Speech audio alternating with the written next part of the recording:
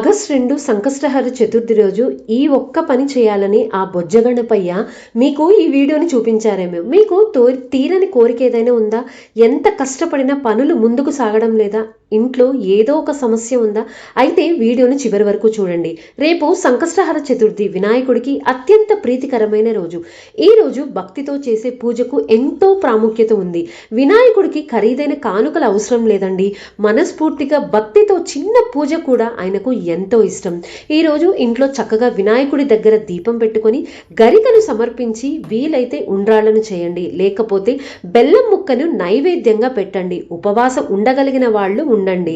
ఆ రోజు సాయంత్రం మీకు వీలైతే గుడికి వెళ్ళి స్వామివారికి భక్తి శ్రద్ధలతో నమస్కరించి మనసులో మీ కోరిక ఏదైతే ఉందో స్వామివారికి చెప్పి ఆయనకు ఇష్టమైన గరికను సమర్పించి వీలైతే కొబ్బరికాయ కొట్టి ఉండ్రాళ్లను నైవేద్యంగా పెట్టండి. 21 ప్రదక్షిణాలు చేసి ఓం గం గణపతియే నమః అని ప్రార్థిస్తే చాలట, మన కోరికలను తీర్చేస్తారని పురాణాల్లో చెప్పబడింది. ఇంకా ఆయనకు ఎంతో ఇష్టమైన ముఖ్యమైన శ్లోకం సంకటనాశన గణేశ స్తోత్రాన్ని తప్పకుండా చదువుకోండి. ఇలా 3 సంకష్టహర చతుర్థులలో పూజ చేస్తే ఆయన అనుగ్రహం ఖచ్చితంగా కలుగుతుందని నేను చెప్పట్లేదండి, చాలా మంది భక్తులు చెప్తున్నారు. ఏ పూజ చేసినా భక్తితో చేయండి, భయంతో కాదు.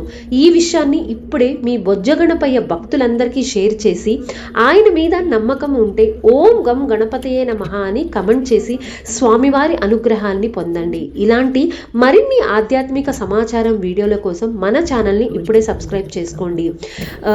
ముడుపును ఎలా కట్టాలి, ఉండ్రాళ్లను ఎలా చేయాలో లింక్ని డిస్క్రిప్షన్లో ఇస్తున్నాను, చక్కగా చూసి చేసుకోండి.